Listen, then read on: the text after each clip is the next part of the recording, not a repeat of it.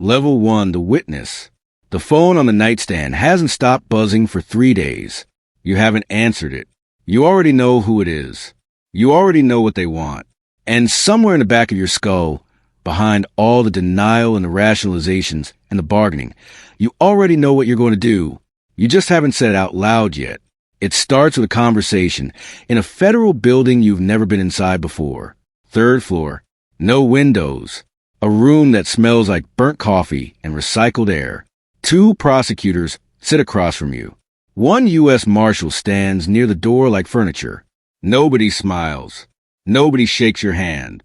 They lay it out clean. You have information, names, dates, routes, account numbers. You acquired this information because you were part of the operation, not leadership, not a shot caller, but close enough to know where the money moved and who approved the bodies. They don't care about your guilt. They care about your usefulness. The deal is simple. You testify in open court against people who have killed for less than a rumor.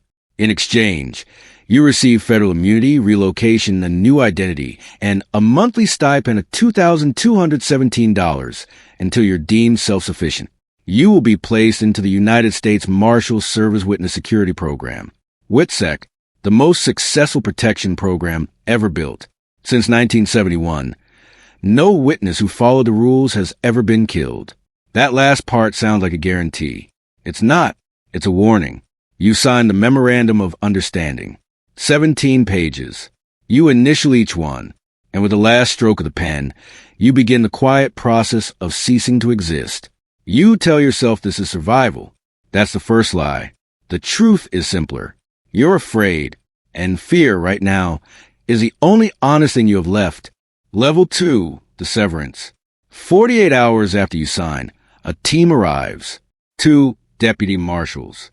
1 inspector. They don't introduce themselves by last name. They hand you a duffel bag, 1 bag, and tell you to pack. Not what you want, what you need. Clothes, medication, 1 photo if you must. No electronics, no address books, no jewelry that can be traced. You look around the apartment. 12 years of accumulation. Furniture you picked out. A coffee mug from a vacation with someone who won't know where you went. A drawer full of documents that carry the name your mother gave you. None of it comes with you. Your phone is collected. Your laptop is collected. Your vehicle is collected. They will be processed, wiped, and destroyed within the week. If you have family, a spouse, children, they come now or they don't come at all. There is no later. There is no visit. There is no halfway. Your wife stands in the hallway holding your 6-year-old daughter, and neither of them understands what's happening. You barely do. You are driven to a staging facility. It could be a safe house in Maryland, a nondescript extended stay hotel in Virginia. The windows have blackout curtains. The door has a federal lock. You sit on a thin mattress and realize that the last conversation you had with your brother was an argument about a football game, and that's how it will end. Forever. You don't get to say goodbye. Goodbye is a luxury for people who still exist. Level 3, the blank slate. 3 weeks in protective custody. You've been debriefed 9 times. You've repeated the same names, the same transactions, the same locations until the words have lost their shape. Prosecutors prep you for trial. They coach your delivery, your eye contact, your composure. They do not care if you are honest. They care if the jury believes you. Then the marshals hand you a manila envelope. Inside is a social security card, a driver's license, and a birth certificate. All real, all federally issued, all bearing a name you've never heard before.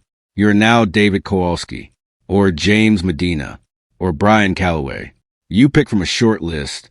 The name doesn't matter. What matters is that you memorize it so thoroughly that you flinch when someone says across a grocery store. You receive a packet, a backstory, where you grew up, where you went to school, what your parents did for a living. You study it the way a spy studies a cover, because that's what this is. Deep cover, except the mission has no end date, and there's no extraction team waiting. You're assigned a relocation city. You don't choose it. The marshals choose it based on threat analysis, regional demographics, and how well you'll blend. You spent your entire life in Philadelphia.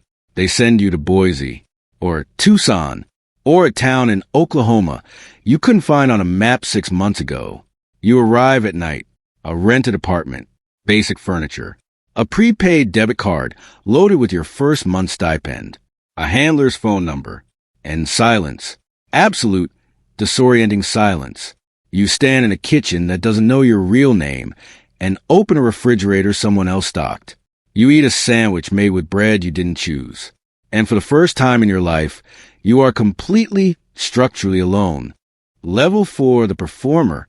6 months in, you've gotten a job. Nothing close to what you did before. The program discourages anything that connects to your previous skill set or industry. You were a logistics coordinator for a shipping network that moved $60 million in product annually. Now you work at a building supply company, making $17.50 an hour. You've learned the rules of performance. When someone asks where you're from, you say Scranton without hesitating. When they ask about family, you say your parents passed. It shuts the conversation down fast. You've learned that the best cover isn't detail. It's boredom. Be forgettable. Be pleasant. Be ordinary. Your daughter has started school under her new name. She's 7. She doesn't fully understand why she can't call grandma. Your wife tells her grandma is sick and can't talk on the phone right now. That lie will hold for maybe a year. Then it won't. You check in with your handler once a month. Face to face. Always a different location. A parking lot. A park bench. A fast food restaurant at 10 a.m. on a Tuesday. The handler asks if you've been contacted, if you've noticed surveillance, if you've broken protocol. You say no to everything. You've started to notice something. The paranoia doesn't fade. It adapts. You don't jump at loud noises anymore. Instead, you scan every room you enter. You memorize the exits. You notice when the same car passes your apartment twice. You sit with your back to wall at restaurants. Not because someone taught you to, but because your nervous system now demands it. You tell yourself you're adjusting. That's the second lie. You're not adjusting. You're becoming someone whose entire existence is built on sustained deception. And the worst part is, you're getting good at it. Level 5, the fracture. 14 months. Your wife stops sleeping. She lies next to you in a bed that belongs to 2 people who technically don't exist and stares at the ceiling until 4 a.m. She hasn't spoken to her mother in over a year. She hasn't spoken to anyone who knew her real name. She starts drinking. Not dramatically. Just steadily. A glass of wine becomes 3, then 4. Then it's bourbon at 2 p.m. while your daughter watches cartoons in the next room. You fight about it. She tells you this was your decision, that she gave up everything because of what you did. And she's right. You have no rebuttal. The architecture of your marriage is built on a debt you can never repay. Your daughter asks why she doesn't have grandparents like the other kids. Your wife leaves the room. You sit there with a 7-year-old looking up at you, and you lie to her face. You tell her your family lives far away. She asks if they'll visit. You say, maybe someday. WITSEC has a 70% divorce rate among relocated families. You didn't know that when you signed. You wouldn't have cared. You were thinking about survival, not aftermath. You start driving past bars you used to go to in your old city. Except you don't. They're 2,000 miles away. So you drive past bars in the city and think about the ones back home. You think about calling your brother. Just once. Just to hear a voice that knows your real name. You don't call. Not because you're disciplined. Because the marshals told you what happens. One call. One trace number. One conversation overheard by the wrong person. And the people you testified against don't send lawyers. They send cleaners. So you sit in a parking lot at 11 p.m. with your phone in your hand and the number in your head, and you do nothing. That restraint will feel like strength for a while. Then it will feel like a cage. Level 6, the compromise. 2.5 years in. Your wife left. She took your daughter. They were reassigned to a new identity in a new city. You weren't told where. The marshals facilitated the separation cleanly, like surgery. No court filing. No custody hearing. Those things require real names. You are now a man with no family, no history, and a fabricated past that you've told so many times it almost feels true. Almost. Your handler offers you a deal. Not an official one. A practical one. The Marshals Service needs cooperative witnesses for future cases. People already inside the system who understand the protocol. People who can coach incoming witnesses, help them acclimate, serve as informal guides. There is no title, no salary increase, but there is leverage, better housing, a relocated city of your choosing, access to limited information about your daughter's well-being, not her location, but confirmation that she's safe and enrolled in school. You take it. You don't negotiate. You just take it. Because in this ecosystem, information about your own child is currency. And you've learned that currency is the only language that moves anything. You start meeting new entrants. Fresh witnesses, wide-eyed and terrified, sitting in the same sterile rooms you sat in 2 years ago. You tell them what to expect. You tell them what not to do. You don't tell them about the divorce rate. You don't tell them about the silence. You tell them they'll be fine. That's the third lie. And this time, you know it when you say it. Level 7, the forgotten, 5 years. The trial you testified in ended 3 years ago. Convictions on all counts. The man you put away received 140 years. His lieutenants received between 30 and 65. The organization was dismantled. The threat, according to your handler, has been significantly reduced. But significantly reduced is not eliminated. So you stay in the program.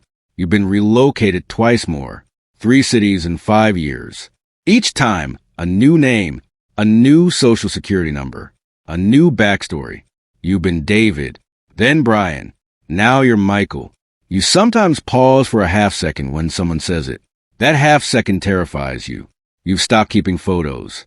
Not because you were told to, but because photos require continuity of identity, and yours has been shattered so many times the pieces don't fit anymore.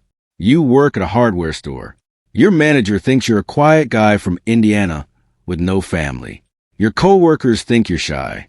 The woman at the deli counter, who flirts with you on Tuesdays, thinks your name is Michael and that you like turkey on rye. She's half right. You realize something in year 5 that you couldn't have understood in year 1. The threat isn't just external. The threat is internal. The threat is forgetting who you actually are, not your name, not your history. Those are facts you can recite. The threat is losing the feeling of being a real person, the sense that your actions have roots, that your relationships are built on something other than performance. You go to bed every night in a room that could belong to anyone. You are becoming anyone. Level 8, the erased. 9 years. You don't check in with your handler monthly anymore. It's quarterly, then biannually. Then the calls taper to a single wellness check around the holidays. The marshals haven't forgotten you. They've just prioritized you out of urgency. Your case is closed.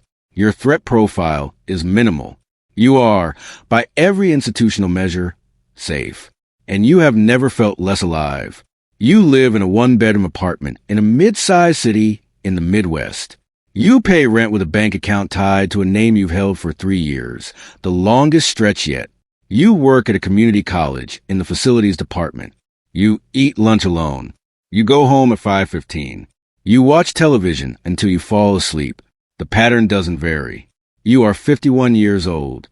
You have a daughter somewhere in this country who is 16. You don't know her name, not the one she uses now. You know she's alive because once a year, a marshal confirms in a single sentence during a phone call that lasts less than 4 minutes. Your brother thinks you're dead. Your mother died 2 years ago. You found out 6 weeks after the funeral. The marshals delivered the information in person. They sat across from you in a diner and told you like they were reading from a file. Because they were. You didn't cry. Not because you didn't feel it. Because the version of you that cries, the version that reacts honestly, instinctively, without filtering every emotion through a security protocol, that version has been gone for years. You buried him somewhere between City 2 and City 4. You walk through your days like a man observing his own life from the outside. You are polite. You are invisible. You are the safest witness the program has ever produced because you followed every rule, broken no protocols, contacted no one, and surrendered every meaningful human connection in exchange for a heartbeat. The program kept its promise. You are alive. But the man who signed that memorandum 9 years ago, the man who was terrified, who was desperate, who believed that survival was the only thing that mattered, that man no longer exists. You erased him, and nothing grew in his place. Some nights, you sit at your kitchen table and try to remember your daughter's voice. The real one, the one from before. You can't. It's gone. Not suppressed. Gone. Replaced by static and distance and the low hum of a refrigerator in an apartment that will never feel like home. You are the program's greatest success story. You followed every rule. You survived. You just don't know what for.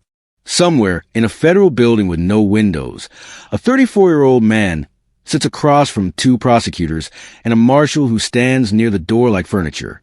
He's shaking. He has names. He has dates. He has account numbers.